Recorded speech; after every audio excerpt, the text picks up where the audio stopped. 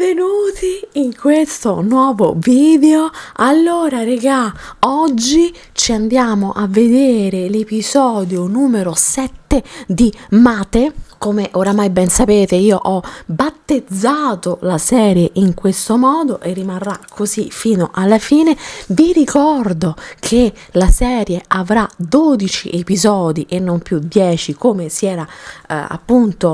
pensato all'inizio. Tra l'altro vi voglio anche dire con mio immenso piacere che mi sono letta il romanzo. Cioè praticamente me lo sono letta in 4 giorni perché volevo capire meglio la storia in qualche modo e vedere quali adattamenti sono stati fatti rispetto al romanzo stesso, e vi posso confermare nuovamente che è stato fatto veramente un buonissimo lavoro a livello di adattamento per quanto riguarda la serie. Confermo che comunque la serie è veramente molto molto piacevole. Hanno fatto un buon bilancio tra le tematiche e tutti gli elementi del romanzo stesso, no? Hanno cercato di prendere il meglio e infatti poi dopo abbiamo visto che comunque la serie è molto molto scorrevole e comunque vedo che sta piacendo molto. Oggi ci andiamo a vedere l'episodio numero 7, quindi finalmente avrò un'idea un po' più chiara della serie stessa, anche perché comunque io sono un po' precisina, voglio cercare di capire sempre bene quello che sto vedendo e non fare commenti troppo a caso, però sono curiosa di vedere, perché poi abbiamo visto che comunque serie e romanzo spesso e volentieri sono completamente diversi. Prima di cominciare a vederci l'episodio, come sempre vi ricordo di iscrivervi al mio canale, di dare una botta alla campanellina per non perdervi nessun contenuto. Inoltre, sempre se vi va, lasciate, mi raccomando, un commento sotto al video, perché non solo aiuta il canale, ma ovviamente fa piacere anche a me di fare due chiacchiere con voi. Cominciamo a vedere l'episodio, perché so che arriverà del drama e noi siamo pronti a sostenere il duro colpo. พี่พรได้ข่าวชิดบ้างไหมอ่ะ ฮะนี่หลายอาทิตย์แล้วนะยังไม่กลับมาอีกเหรอ อ้าวพี่ถ้ามันกลับมาแล้วอ่ะฉันจะมาถามพี่ทำไม ก็ถ้ามันไม่อยู่บ่อนเดิม อื มันมจะไปบ่อนอื่นหรือเปล่า La vedo malo. ไม่ใช่ไปเหยียบตีนใครเขาเข้านะ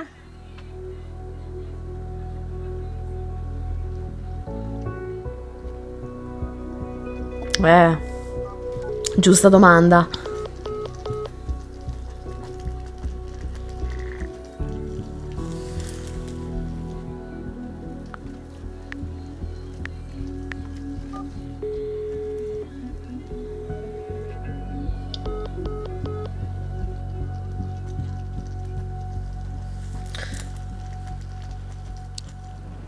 Lasci perdere.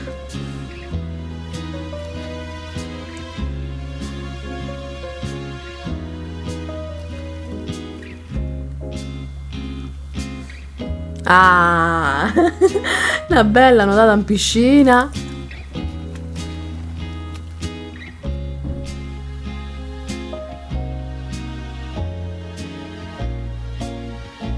Ed è subito Baywatch versione Thai,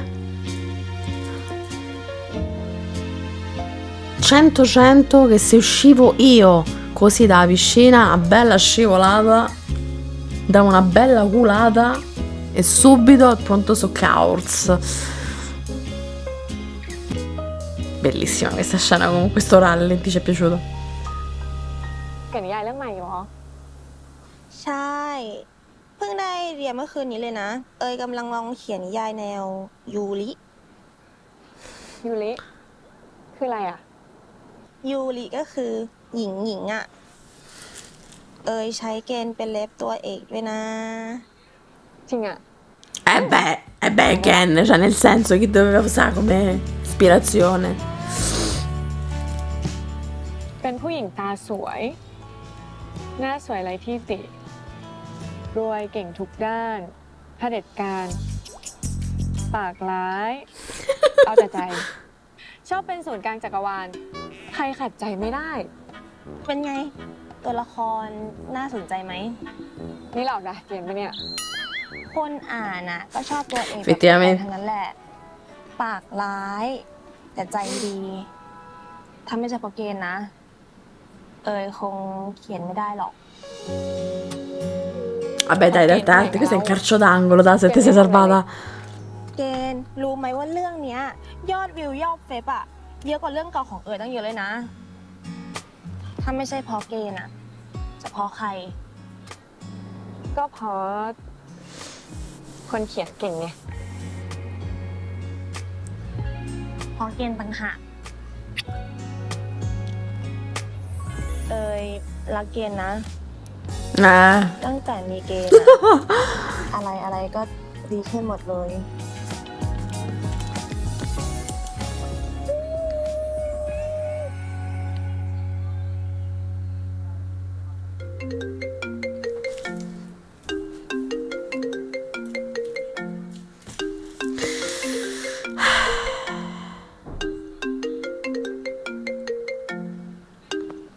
Ma chi è? ไม่รับบอก เบอร์ไม่คุ้นอะ แล้วถ้าเป็นธุระสำคัญอะ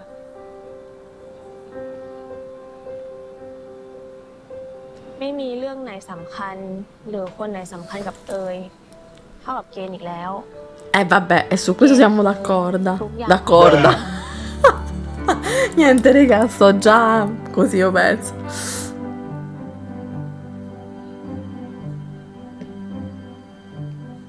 แม่คิดว่า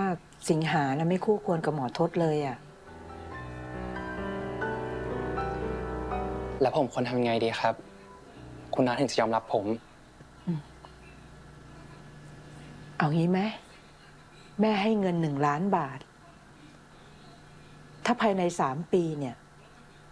สิงห์ทำให้มันเปลี่ยนเป็น5,000,000 บาทได้ แม่จะยอมรับในความตั้งใจของสิงห์ ผมเข้าใจแล้วครับ แต่คุณน้าไม่ต้องให้เงินผมหรอกนะครับ ผมจะหามาให้ได้ด้วยตัวเอง ภายใน3 ปี ผมจะกลับมาพร้อมกับเงิน5 ล้านครับ Ma scusatemi una cosa, ma allora ci ha fregato la madre del dottore? Poi che cazzarola di compromesso è? Ma che vuol dire? Ma che c'entra? Ma va, no, allora, ma scusatemi, ma allora mi rimangio tutto quello che ho detto la scorsa volta.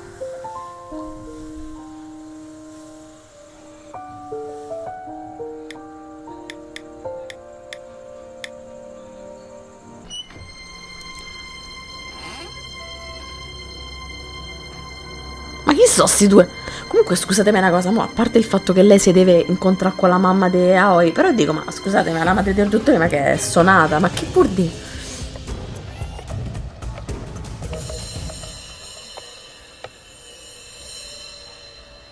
สวัสดีค่ะครูสาลี่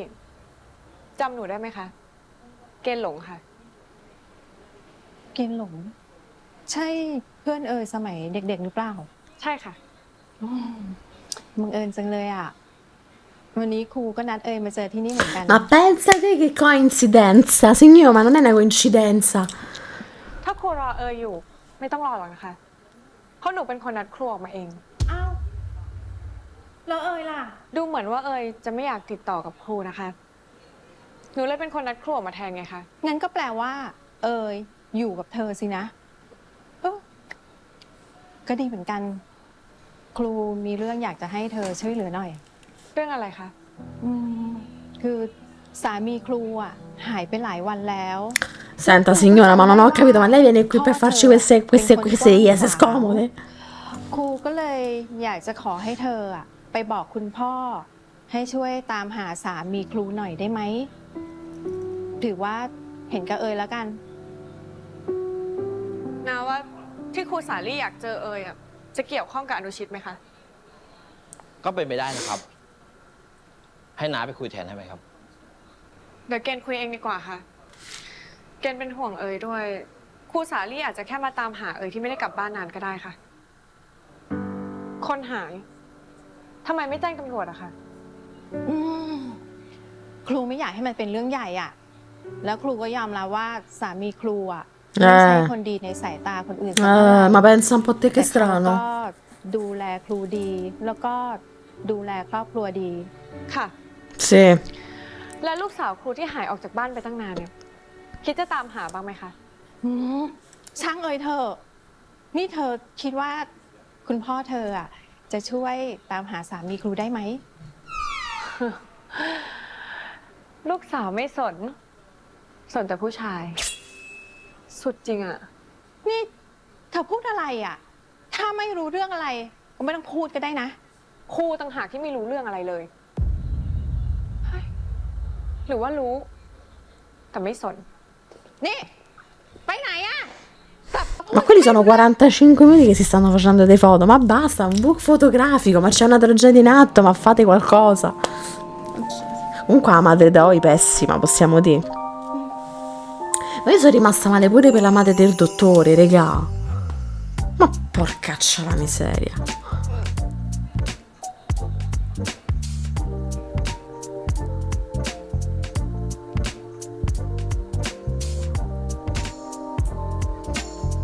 Mamma mia, raga, se mi bevessi il latte io così a crudo non starei bene.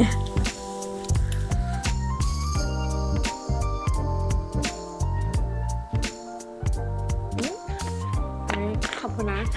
แต่ว่าเอาวางไว้เลย Sta musica molto anni 60-70 da... ให้เอ่ยป้อนให้ไหม Che stronzo. แต่ใช้ปากป้อนนะ ตอนนี้งานยังไม่เสร็จอะดิ ถ้างานเสร็จอะเต็มที่เลย เกณฑ์ตอนเนี้ยยอดเก็บเพิ่มขึ้นเยอะเลยอะว่า Un จะ crampo. วางแผนเก็บเงินสักก้อน แล้วอนาคต จะซื้อบ้านสำหรับเราสองคนอะ แล้วอยากซื้อที่ไหนอะ อยากอยู่ต่างจังหวัดอะชอบบรรยากาศ อากาศก็ดี ธรรมชาติด้วย แล้วถ้าซื้อแล้วเนี่ยจะให้แม่มาอยู่ด้วยปะ โห คนกำลังอารมณ์ดีๆเลย เกณฑ์ไม่พูดถึงชื่อคนนี้ ให้อารมณ์เสียอีกเลยนะ Mannaggia. โอเค ไม่พูดก็ไม่พูด ทำไมเกณฑ์ไม่เห็นดีใจเลยอะ Sapessi Oi, guarda. Una tragedia ci sta in atto. เกณฑ์ดีใจ แต่เกณฑ์แค่ แค่อะไร แค่คิดว่าถ้าวันหนึ่งมีผู้ชายที่ดูแลแล้วก็รักno E basta con questa storia dell'uomo che si prende cura di voi. Mamma mia, che già il futuro è, ก็ è ไม่เอาใครทั้ difficile. งนั้น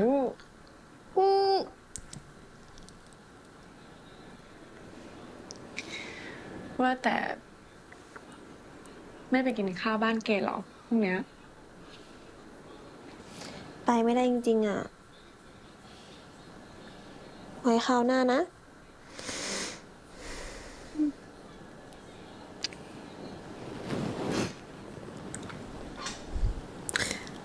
โอ้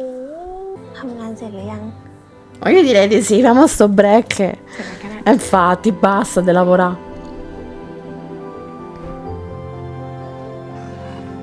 Oddio, quanto sono carine. Gli ho detto bene che c'era il divano là, se no... ปิดหน้าต่างก่อน Infatti sì.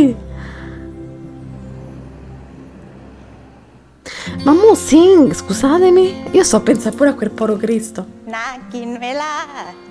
น่ากินมากครับ นี่ ผัดผัก ทานผักคะน้าเยอะๆนะลูก น่ากินมาก Ah, ma mo col fratello? Che rapporti Dai. hanno? กุ้ง Ecco appunto, ecco la risposta alla mia domanda.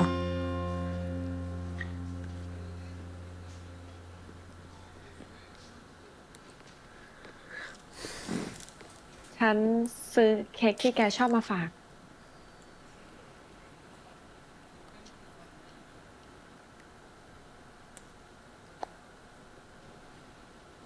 งั้นวางไว้ตรงนี้นะ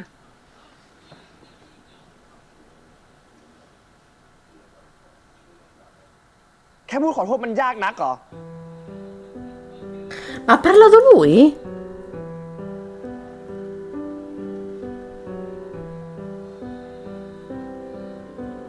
Sembrava una voce fuori campo, eh? ฉันขอโทษนะ ที่ปิดเรื่องแล้วก็ทำแกเสียใจอะ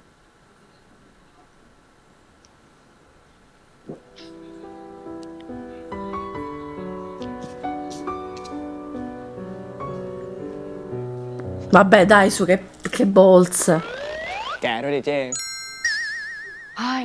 เรื่องมาก Ah, vabbè, hanno fatto pace. เร็วๆเลย เกณฑ์แล้วทำไมวันนี้เกณฑ์ไม่ชวนมาทานข้าวกับพวกเราล่ะ เกณฑ์ชวนแล้วค่ะ แต่ว่าติดงาน อ๋อ อือหือ ดีแล้วที่ไม่มา Ma infatti non mi pare una buona idea ทำไม comunque. อะ เจ๊ก็กินไม่ลงเลย เพราะช้ำใจ พระโดนแย่ง เฮ้ย เจ๊ชงอะไรเนี่ย Vabbè, ma allora è tutto, tutto buttato in ส caciara. นุกกันเลยนะจ้าแม่ลูกเฮ้อนี่ว่าแต่เราอะเรียนจบแล้วอะคิดหรือยังว่าจะทำอะไร ก็เกณฑ์อยากเปิดคาเฟ่ที่มีแกลเลอรี่ค่ะ Vabbè. โอ้โห ถ้าชอบก็ตามนั้นเลยลูก ส่วนธุรกิจของพ่ออะนู่น เดี๋ยวให้เกย์เขาสารต่อ Ma il padre è spuntato dopo 7 episodi così di botto. ผมยังไม่ได้ใช้ชีวิตวัยรุ่นนี่คุ้มเลยนะพ่อ ก็ใช้ชีวิตมหาลัยเนี่ยให้คุ้มเลยนะ เพราะว่าจบมาเนี่ยต้องมาช่วยงานคุณพ่อเขานะ โอ้ยไม่ฟังไม่เอาไม่ฟัง นี่คุณคะ เราไม่ได้ทานข้าวร่วมกันมานานแล้ว วันนี้เราถ่ายรูปครอบครัวกันดีไหมคะ โอ้ยอย่างงี้ก็ต้องเซลฟี่ใช่ไหม มาเดี๋ยวเก๊ถ่ายให้ มา Simpatico il padre. แม่เถอะมาแม่เถอะมา 2 3 ยิ้มหน่อยยิ้มหน่อย เมื่อคืนนี้เวลาประมาณ 23:30 นาที เจ้าหน้าที่ตำรวจได้บุกจับเรือเถื่อน เบื้องต้นพบการรายงานว่ามีผู้เสียชีวิตอยู่ใต้ท้องเรือหลายราย โดยนายสมบัติลูกจ้างเรือ ได้รับสารภาพว่ากำลังกำจัดหลักฐานด้วยการโยนผู้เสียชีวิตลงน้ำ เฮ้ยนั่นมันเรือเฮียวุฒนี่ พ่อเฮียวุฒิได้โทรหาพ่อหรือเปล่า ไม่นี่ นี่มีคนตายแบบนี้เนี่ยตำรวจคงไม่อยู่เฉยแน่ Brutta story. นายอภิชิตจิตไกรนายเอกชัยส่งสูง นาย Oddio กะซอ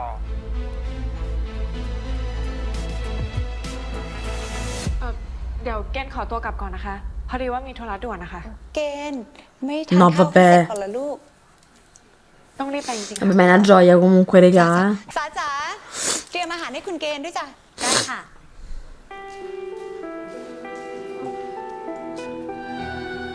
พี่สาคะ เดี๋ยวเอาไปไว้ในรถให้เกณฑ์เลยนะคะ ได้ค่ะ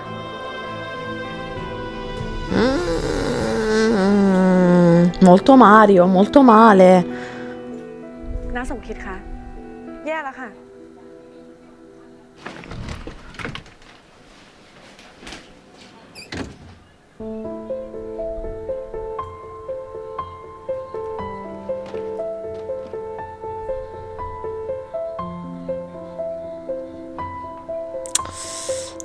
Vabbè, regà.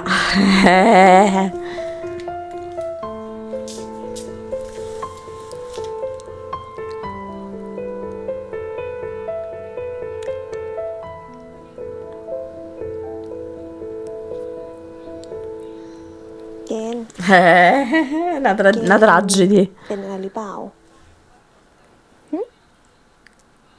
เปล่า แค่คิดถึง Sì. ไม่ได้เจอกันแค่2 ชั่วโมงเนี่ยนะ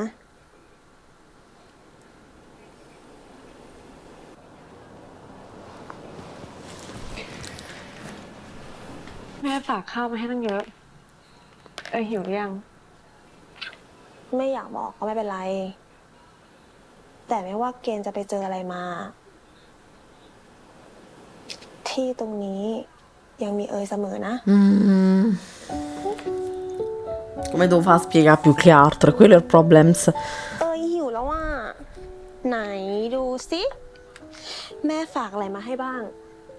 ไปะ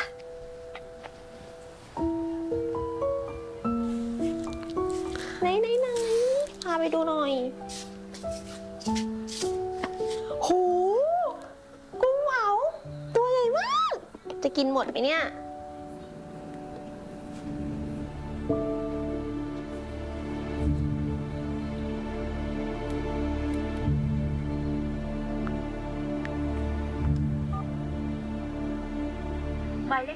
Madonna mia, però che brutto, così, cioè spari così, no.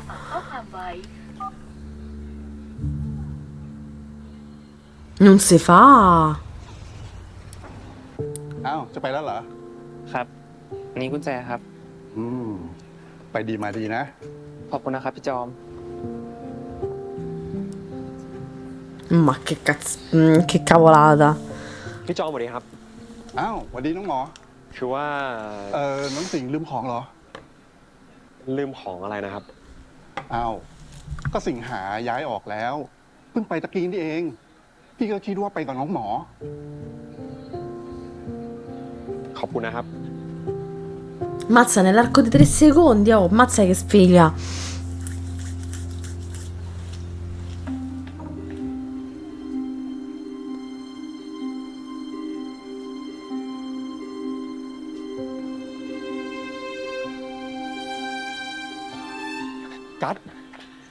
กัดเห็นสิ่งไหมอะ เมื่อเช้าเห็นมาทำเรื่องเอกสารฝึกงานนะครับ แล้วสิ่งฝึกงานที่ไหนอ๋อ ผมไม่รู้เหมือนกันนะครับ Ma come fai a non sapere cose? ครับผม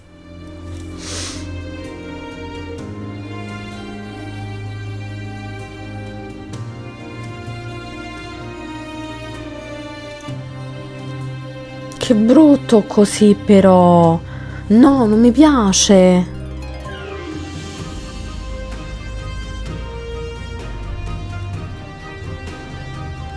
Niente, raga, quindi praticamente si devono... Cioè, non ho capito... Ah, ok, mo lo chiamo, aspetta, fatemi vedere prima. สิงห์ Rispondi. สิงห์อยู่ไหนอะพี่ตามหาสิ่งซะทั่วเลย สิ่งรู้ครับ แต่ว่าพี่ไม่ต้องตามหาสิ่งนะ สิ่งพูดอะไรอะสิ่งจะไปไหน นี่จะเป็นการ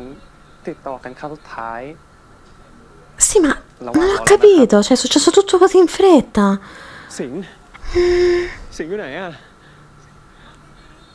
พี่เจอสิ่งแล้ว สิ่งรอพี่อยู่ตรงนั้นก่อนนะ พี่จะไม่ยอมให้มันจบแบบนี้แน่ๆ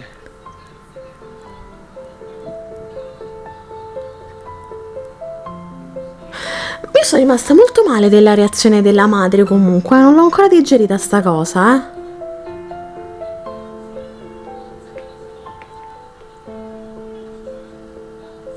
eh. Come te capiscono, è massacrante una rampa di scale, eh. สิงห์ขอโทษครับ Vabbè.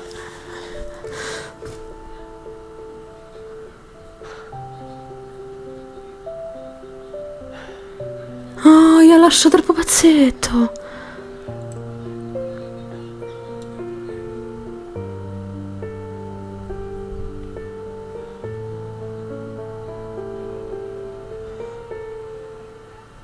Sì, però sta cosa si deve... Sta cosa si deve richiarire però, perché la madre come... Oh, però ammazza, avevi ricordate? Avevo detto che non mi dovevo fidare, L'avevo detta sta cosa, Vedete che facevo bene? Come al solito, fidarsi è bene, non fidarsi è meglio. Ecco, ma questa... Oddio!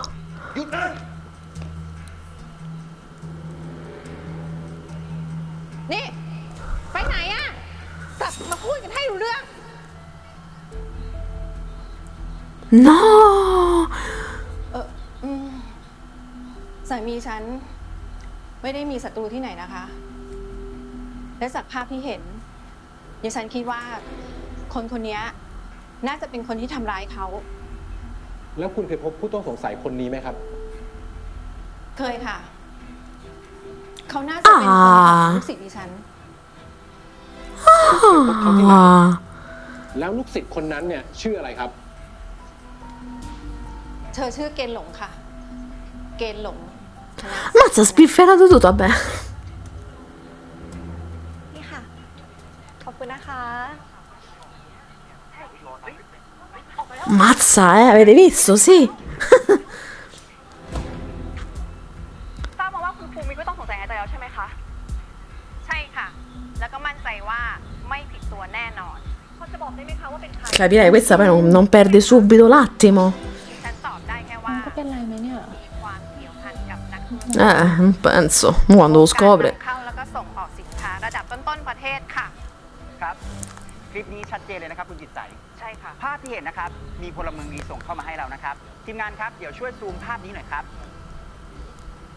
เห็นผู้ชายชุดดำที่นั่งอยู่โต๊ะข้างๆไหมครับ Oddio, quelli che si sono fatti. Vi ricordate che si stavano a ค fare ลิปไหม ถ้าใช่เนี่ยงานนี้เนี่ยสั่นสะเทือน i selfie un quarto d'ora? สมคิด ตามฉันไปที่ห้อง ครับ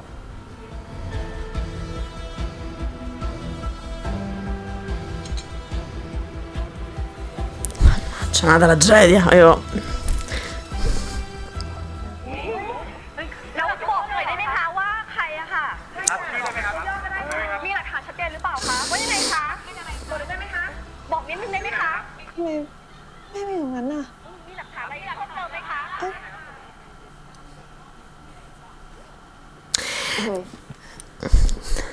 อนุชิตตายแล้วนะ เกิดอะไรขึ้นอ่ะ มีคนเจอศพในเรือเผื่อนอะออกข่าววันก่อน Comunque, cioè nel senso, voglio dire una cosa, no? Ma Gen che si aspettava che nessuno l'avrebbe mai scoperta sta cosa? Cioè, anche qui, no? ได้ค่ะนะสมคิด เกณฑ์จะรีบไป Cioè, poi quella gli ha fatto proprio nome e cognome, oh. เดี๋ยวเกณฑ์มานะ Cioè, anche questo un po' mi viene spontaneo da pensare, ma dico, ma quanto pensavi che sta cosa potesse rimanere nascosta? นายใหญ่อย่าดุคุณเกณฑ์นะครับ เรื่องนี้ผมเป็นคนผิดเองครับ ฉันกำลังถามลูกฉัน พ่อต้องการรู้เรื่องนี้ทั้งหมด E poi è tornato nel momento giusto comunque, questo possiamo dire. คลิปและภาพเปลือยของลุงเอ๋ยครับ สถานเลว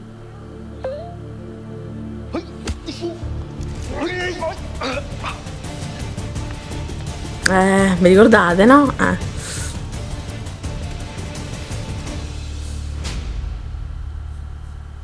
แล้วแกไปส่งมันลงเรือนั่นหรือเปล่า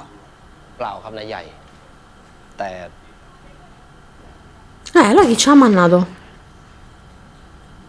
Ah, non gli ha sparato lui. 500,000ที่เอาไป มึงจะคืนเมื่อไหร่วะ ใจเย็นๆนะพี่ ตอนนี้ผมยังไม่มี ผมขอเวลาหน่อย ไม่มีขอเวลาเหี้ยทั้งนั้นน่ะ กูจะเอาตอนนี้ ตอนนี้ผมยังไม่มีจริง Quindi non è stato lo zio di Gen, ma sono stati tipo questi che avevano un conto in sospeso con lui. เฮ้ย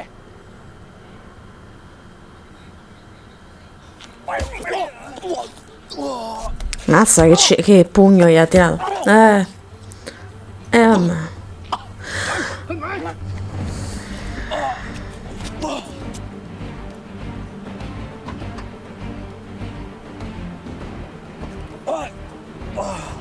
หนีนะมึง Ah, e allora raga, ammazza che plot twist. Cioè, io avevo già detto la mia, avevo già detto la mia sentenza, e invece non è stato lo zio di Gen.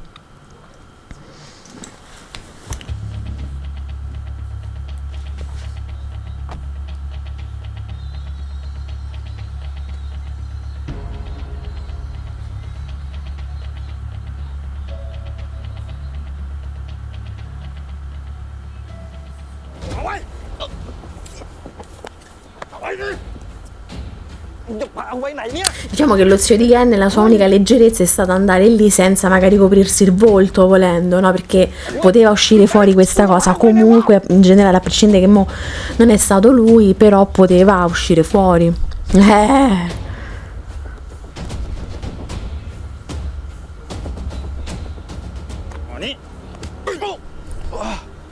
Oh no, stanno a picchiare come non mai. กูฝากด้วย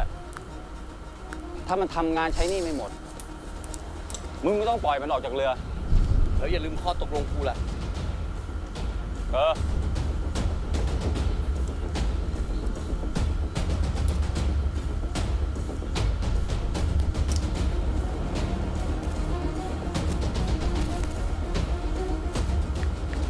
เรียบร้อยแล้วครับ เราก็ไม่เกี่ยวเลยนะพ่อทำไมเราตอบตำรวจไปตรงๆไม่ได้ล่ะคะพ่อ มันไม่ได้ง่ายแบบนั้นหรอกลูก คนอย่างเฮียวุฒินะ ถ้าจะให้ใครผิด คนคนนั้นก็ต้องผิด แล้วเฮียวุฒิเป็นคนเดียวที่พ่อไม่อยากสูงสิงไม่อยากคบค้าสมาคมด้วย แล้วเราก็ต้องเป็นฝ่ายผิดเหรอคะ แต่เขาต้องการให้พ่อไปแพ้รับบาปเรื่องนี้นะลูก ผมสะเพร่าอีกครับนายใหญ่ ผมจะไปมอบตัวเองครับ Diciamo che è una situazione un po' di shit, questo bisogna dirlo, eh. ถ้าเกณฑ์ไม่ขอให้นะสมคิดทำเรื่องนี้คงไม่เกิด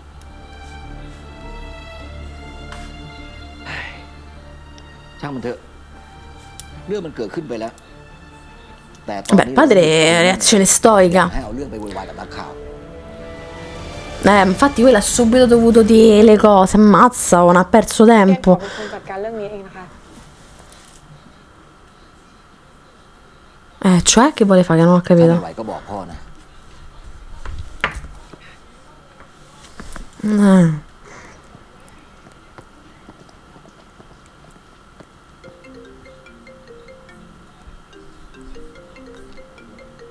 Infatti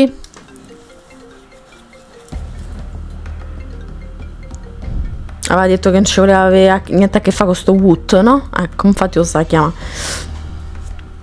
ครับเฮีย กูมาเอาคำตอบ เรื่องที่เฮียขอ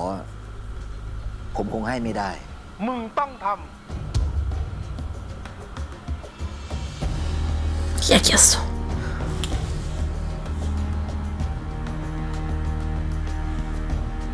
E mo so dolori perché vagliela a spiegare che non è stato lui. Mannaggia raga, ammazza che come ce l'hanno subito, smentita la nostra sicurezza che fosse stato lui.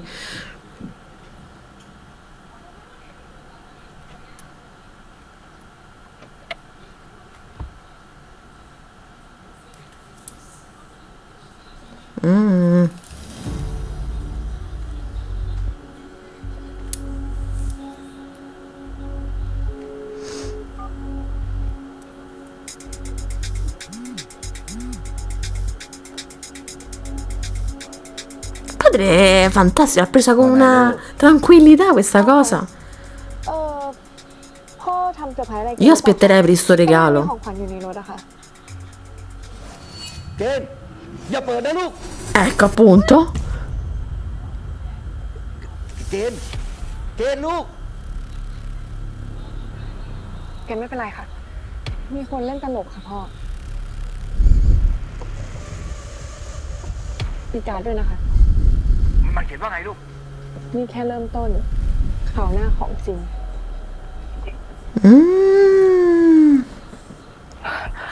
พ่อคะหนูเห็นผู้ชายท่าทางไม่น่าไว้ใจคนนึง เกณฑ์ลูกรีบกลับบ้านนะลูก ได้ค่ะ Dai, sbrigati, infatti vattene a casa, stai chinata, mezza con la portiera aperta. Sbrigati.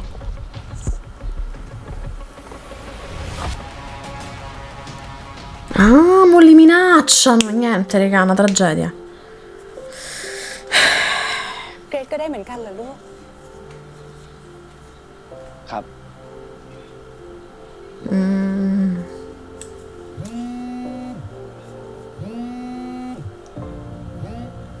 สวัสดีค่ะ คุณทัพทีม หนิง ดูข่าวนี้เร็วเข้า ฉันส่งลิงก์ไปให้แล้ว ค่ะ พ่อ ดูข่าวเดี๋ยวนี้เลย คุณทัพทีมส่งลิงก์มาแล้ว เดี๋ยวนะคะ ตอนนี้เจ้าหน้าที่ตำรวจได้ทำการประสานงานกับสำนักงานป้องกันและปราบปรามการฟอกเงินหรือปปง.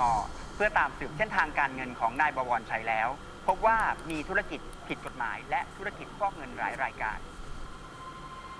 ถ้ามีอะไรให้ฉันช่วยเนี่ยก็โทรมานะหนิง ขอบคุณมากนะคะ La cosa sta andando sempre peggio comunque, กฎหมายเหรอคะ เรื่องนั้นเราค่อยคุยกันทีหลังนะลูก ตอนเนี้ยพ่อเครียดมากแล้วคุณค่ะ C'ha pure problemi il padre. เกณฑ์ ไปเตรียมเก็บข้าวของที่จำเป็นนะลูก เราคงต้องไปอยู่มาเก๊าเร็วๆนี้นะ ขนาดนั้นเลยเหรอครับพ่อ แล้วก็ตอนนี้ถ้าไม่จำเป็นก็อย่าออกไปไหนนะลูก ถ้าจะออกไปไหนแล้วก็ให้สมคิดไปด้วย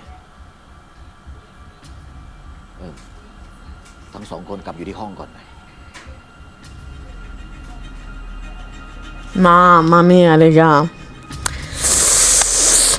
Comunque è una tragedy, cioè nel senso alla fine da una cosa poi ne è successa un'altra e quindi mo sono dolori, devono andarsene via. เจ๊เลิกกับเอยได้ปะ เกี่ยวอะไรด้วย ทำไมจะไม่เกี่ยวอ่ะ ตั้งแต่ผู้หญิงคนนั้นเข้ามาพวกเราก็มีแต่เรื่องไม่หยุด ถ้าเรื่องนั้น Vabbè, mo il fratello prende la palla al balzo per scaricarsi un po' di tutta la rabbia che c'ha repressa. แสนดีขนาดนี้แต่เมื่อไหร่วะ เกตเอ้ยเขาไม่ได้รู้เรื่องอะไรด้วยเลย ทั้งหมดเนี่ยพี่เป็นคนทำเอง บ้านเรากำลังชิบหายแล้วนะเจ๊แหกตาดูหน่อยเจ๊อย่ามัวแต่แหกอย่างอื่นเจ๊จำคำเก๋ไปเลยนะ ที่บ้านเราต้องเป็นแบบนี้เพราะมัน L'ho toccata piano il fratello, comunque volevo dire, ha usato una metafora classica per spiegare un concetto molto banale. No, comunque a parte questo, cioè dico, comunque Aoi non c'ha colpa, cioè lei che c'entra. E poi alla fine pure il padre ha dei problemi suoi legati a degli affari comunque che non vanno bene, ecco. เป็นอะไรหรือเปล่า ไม่มีอะไร Ma scusatemi, vabbè, no, mi sa che Aoi non ha capito, cioè ancora non gli è stato detto, vabbè. เกณฑ์ ทำไม ไม่อยากให้เกณฑ์กอดเหรอ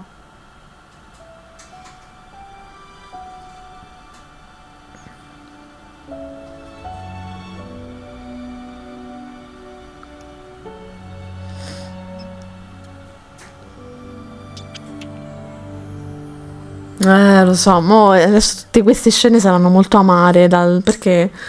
le cose si mettono male. Vai, Gen, sfogati!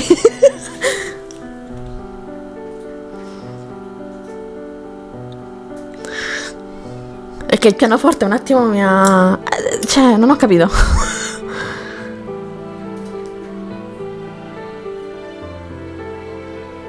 Ma Aoi, cioè, che cosa è? L'hanno tipo...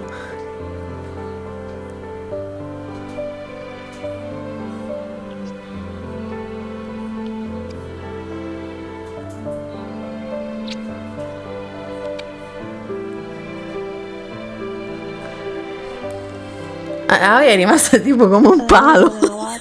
เกิดเรื่องอะไรขึ้น แต่อยู่ข้างเกณฑ์เสมอนะ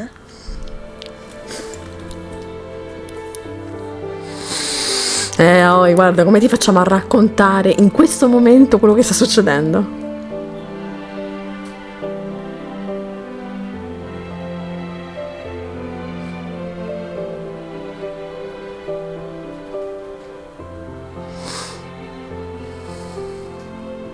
ไม่ต้องคิดมากนะ เดี๋ยวคืนนี้จะช่วยให้เกณฑ์ผ่อนคลายเอง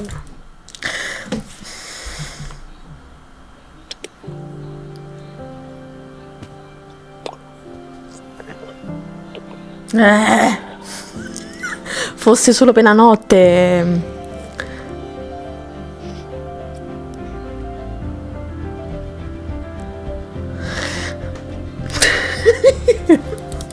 Sta succedendo tutto troppo in fretta, non riesco a...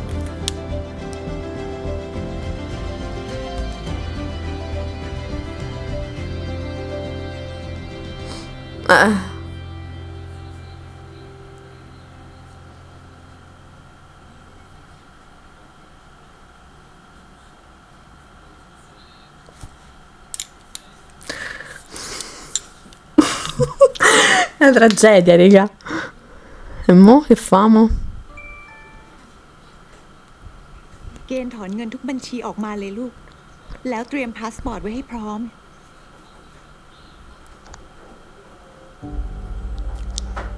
Madonna, pensate che brutto. ที่บ้านเราต้องเป็น Pensate che brutto che se ne devono andare, abbandonare tutto di corsa perché se no vanno in bancarotta, no?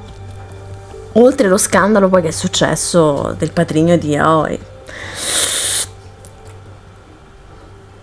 Che fatica. ร้านเนี้ยอาหารอร่อยมากเลยนะ น่าจะชอบ เกณฑ์พาไปไหนเอยก็ชอบหมดนั่นแหละ แต่พามาร้านแบบเนี้ยไม่ได้คิดจะบอกเลิกเอยเหมือนในหนังใช่ปะ Guarda. เอยล้อเล่น เห็นช่วงนี้เกณฑ์ดูเครียดแปลกๆเลย แปลกตรงไหนอ่ะ Ma no, ma non è vero. อยู่กับเกณฑ์ทุกวันจะไม่รู้ได้ยังไง ไม่มีอะไรหรอก คิดมากนะ Come al solito Gen e le bugie è una cosa sola. Ma c'hanno delle vibrazioni potentissime questi telefoni. เข้ามาได้เลย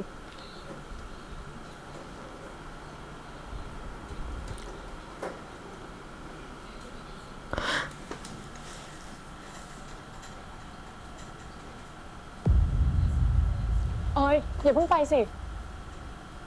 เกณฑ์ขอร้องนะ เกณฑ์ทำแบบนี้ทำไมอ่ะอยู่คุยกัน Mamma mia, raga. เกณฑ์จะนั่งอยู่เป็นเพื่อนเลยนี่แหละ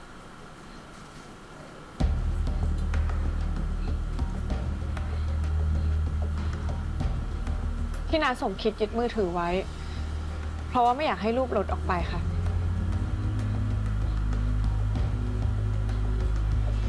Quindi le ha raccontato quello che è successo. พวกเธอเกี่ยวอะไรกับเรื่องเรือประมงเถื่อนด้วยหรือเปล่า อย่างที่หนูเล่าความจริงทั้งหมดไป พวกหนูไม่ได้รู้เรื่องอะไรด้วยเลยค่ะ แต่ว่าเฮียวุฒิเนี่ยต้องการให้ครอบครัวหนูเป็นแพรรับบาป ฉันจะเชื่อเรื่องที่เธอพูดได้ยังไง ว่าเป็นเรื่องจริง Meno male, ถ้าหนู oddio. อยากจะจัดการสามีครูจริงๆทำไมหนูต้องโยนลงเรือของคนที่หนูไม่อยากยุ่งด้วยล่ะคะ เพราะงั้นเนี่ยหนูขอให้ครูหยุดการให้ข่าวแล้วก็ปล่อยให้พ่อหนูจัดการเรื่องนี้ Allora, dopo quello che è successo con la madre del dottore, non mi fido più di nessuno, detto sinceramente. แล้วครูจะตัดสินใจอีกที แม่ต้องการอะไร แกรู้ไหมว่าพ่อแกตาย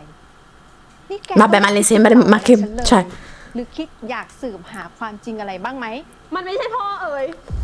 มันเร็วขนาดไหน แม่รู้บ้างไหม ฉันก็นึกว่าแกไปอ่อยเขาก่อน ไม่เคยทำแบบนั้น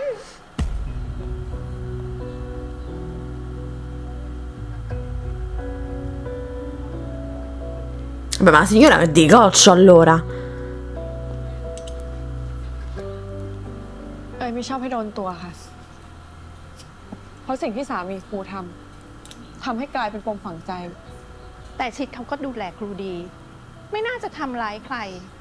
Vabbè, signora, ora che apre gli occhi, però mo adesso le cose stanno così, allora o è de goccio. แม่เลิกหลบมันสักทีได้ไหม คนตายซะบ้าง Ma rispetto di che, signora? Ma per chi? Per lei? Ma neanche un po' per lei, perché comunque non si è comportata bene. ไปได้ไหมขอร้อง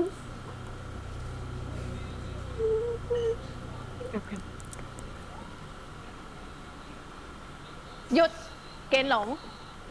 แล้วเรื่องที่เราคุยกันวันนั้นล่ะ หนูคงให้beh, che cosa vuole? Mi scusi. ได้ งั้นครูก็จะไม่ถอนแจ้งความ ถ้าครู Beh, vedete che faccio bene a non fidarmi? แล้วแต่ครูเลยค่ะ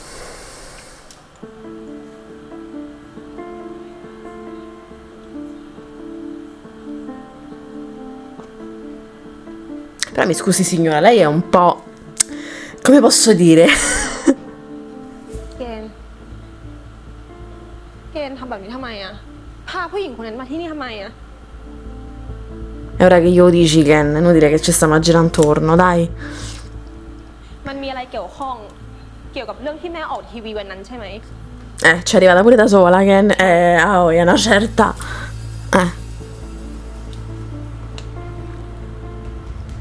Comunque la signora è un po' leggermente, cioè, เรื่องทั้งหมดก็เป็น di แบบนี้ tigna, ครอบครัวเกณฑ์เลยต้องยอมรับความผิด เรื่องที่เกิดขึ้นทั้งหมด เอ้ยขอโทษนะ ที่ทำให้ทุกคนเดือดร้อนกันหมดเลยอะ No, มันไม่ใช่ vabbè, ความผิด dai. เอยนะ เอยฟังนะ เอยเป็นเหยื่อ เอยไม่ได้ผิด คนที่ผิดคือเกณฑ์มากกว่า ที่ทำอะไรไม่คิดอะ เกณฑ์ก็เลยอยากให้เอยกลับไปอยู่กับแม่งั้นเหรอ เกณฑ์ปกป้องเอยได้แค่วิธีเนี้ย ไม่อะ Ma gliel'hai detto che devi scappare? เอยอยากอยู่กับเกณฑ์ เรื่องมันใหญ่กว่าที่เอยคิดนะ ยิ่งเอยมาอยู่กับเกณฑ์ เอยก็มีแต่ต้องโดนไปด้วย เกณฑ์ก็ไม่ได้อยากให้เอยมาเกี่ยวด้วยอะ กันไม่เกี่ยวได้ยังไง Allora, comunque, raga, rispetto all'episodio scorso si è sfasciato tutto. ตอนเนี้ย Cioè, mo adesso che ho letto il romanzo sono pronta psicologicamente. Però, cioè, si è veramente sfasciato tutto. Una catastrofe. Nel pettinino. เกณฑ์ไม่ผลักใส่เอยแบบวันนี้อีกได้ไหม แล้วเอยรู้ไหม ว่าถ้าเอยเป็นอะไรไป เกณฑ์จะเป็นยังไงมั่ง Il fatto è che adesso tra di loro si è costruito questo legame molto forte e tutte queste situazioni iniziano a dare problemi molto forti perché non è che hanno un rapporto così, no? เอยแค่อยากดูแลเกณฑ์ ถึงแม้จะให้ไม่ได้เท่ากับที่ครอบครัวเกณฑ์ให้ แต่เอยจะพยายามให้ได้มากที่สุด ให้โอกาสเอยนะ Ma non è il fatto che gli devi dare una chance. Ecco, questa è una promessa che un attimino, cioè nel senso, ne dobbiamo parlare. Deduco che Gen ancora non gliel'abbia detto il dettaglio che se ne deve andare via. สัญญา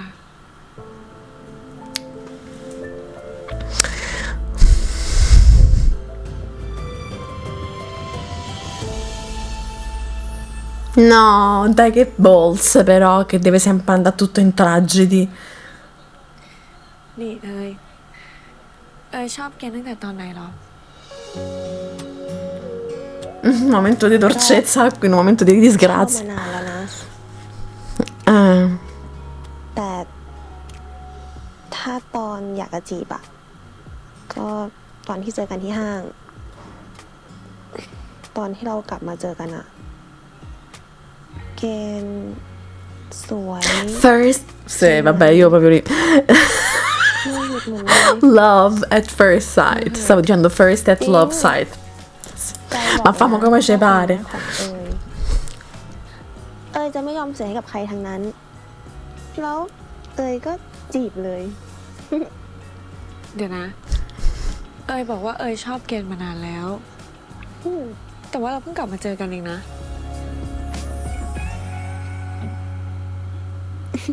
อย่าบอกนะว่าตั้งแต่ตอนโน้นอะ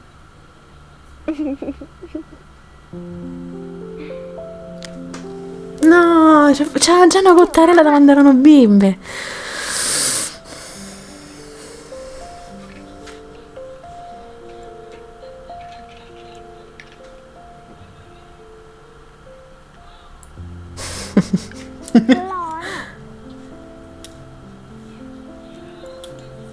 Vabbè,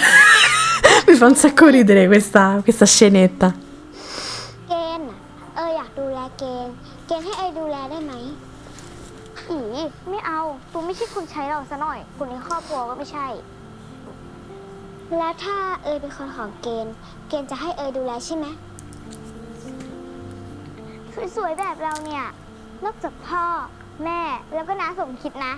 คนที่จะดูแลเราได้ก็ต้องเป็นแฟนเท่านั้นงั้นต่อไปจะขอเกณฑ์เป็นแฟนเลยนะก็อยากอยู่กับเกณฑ์ถ้าตัวทำให้เรารับได้เราจะให้ตัวเป็นแฟนเรา ดูแลเราตลอดไปเลย Vabbè, raga, ma dai, questo rende veramente tutto ancora più difficile da mandare giù. เกณฑ์ C'è riuscita? Ammazzo. อย่าไปสบตาแบบนี้กับใครนะ ห่วง Ma fosse questo il problema, Oi, guarda, ti posso dire sinceramente, stavamo tutti bene.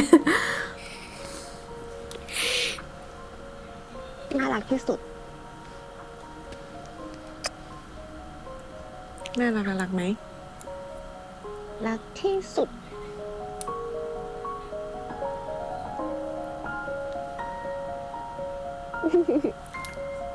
Che balls, raga, che deve sempre andare tutta a scatafascio.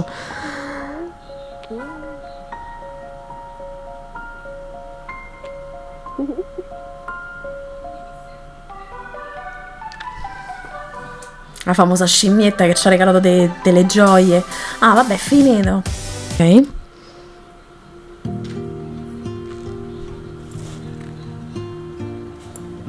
Ma chi è questo? พ่อเป็นยังไงบ้างคะ Ah, il padre.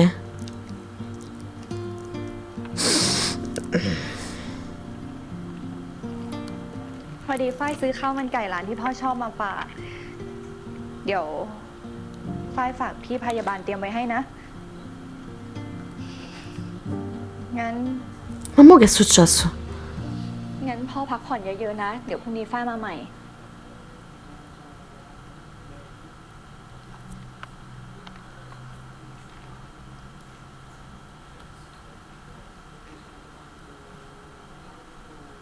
Ma che è successo mo?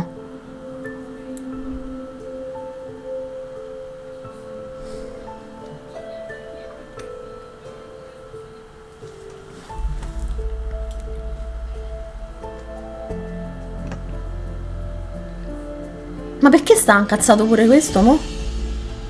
Un altro mistero si infittisce in questa storia. Così, me la mettono alla fine della fine.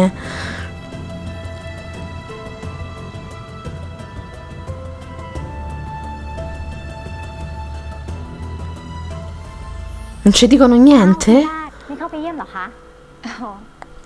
พอดีพวกเราเพิ่งออกมานะคะ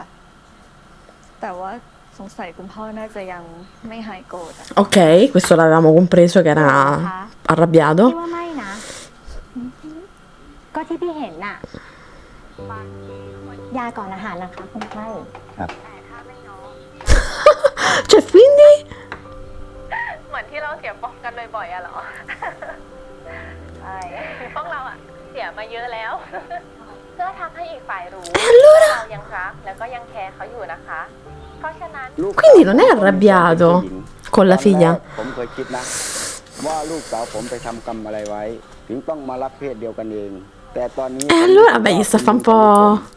lo scherzetto. และช่วยเหลือดูแลกันอยู่ข้างๆ เราเป็นผู้หญิงที่อยากมีแฟนเป็นผู้หญิงแบบนี้เลย คู่นี้เขาน่ารักมากเลยนะคะ คุณหมอมินก็ดูแล ได้ ใช่มากๆเลย ครับ คนเนี้ย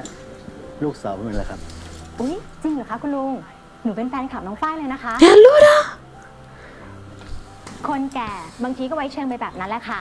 แต่พี่ยืนยันว่าเห็นคนไข้เปิดดูคลิปช่องของคุณหมอกับน้องฝ้ายบ่อยๆนะคะ No, meno male, sono contenta.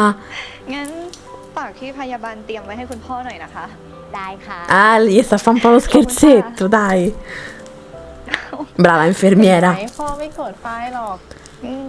พ่อคิดมาก Meno male, sono contenta che loro sono tanto carine. Pensavo un'altra disgrazia in atto, non ce la facevo più.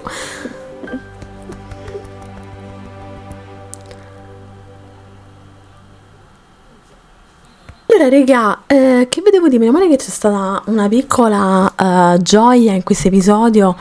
che almeno il padre non è più... pensavo ci fosse un'altra disgrazia in atto, detto sinceramente, lì per lì mi sono detta no, ti prego, fatemi finire questo episodio almeno in maniera dignitosa e almeno quello Quindi poi abbiamo avuto il plot twist che non è stato quindi lo zio di Gen, ma sono stati tipo gli strozzini, penso, con il quale il patrigno aveva dei debiti da pagare. Ma però la madre di Aoi è decoccio, continua a non capire che la situazione è abbastanza critica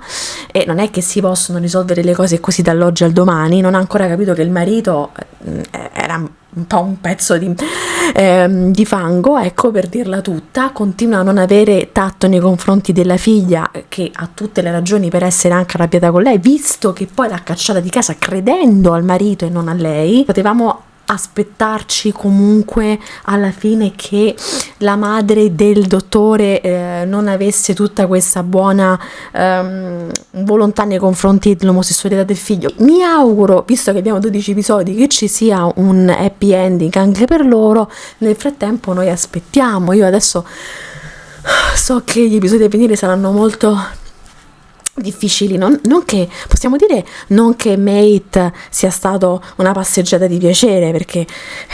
è stata tosta, c'ha questi picchi di commedia e ogni tanto, ma insomma devo essere sincera, non è che è rilassante, cioè nel senso ti fa stare sempre molto in tensione. Quindi io direi, allora, innanzitutto voglio sapere sempre voi che cosa ne pensate, che cosa vi aspettate succederà. Io vi confermo assolutamente, soprattutto dopo aver letto il romanzo, che l'adattamento che è stato fatto è veramente fatto molto molto bene. Non è per niente semplice, quindi prendere gli elementi giusti all'interno di un romanzo e poi farne una serie di questo genere è sicuramente monito di grande bravura. Quindi mi raccomando, io vi aspetto come sempre nei commenti qua sotto e regà, stiamo pronti, perché sicuramente gli altri episodi saranno un po' faticosi.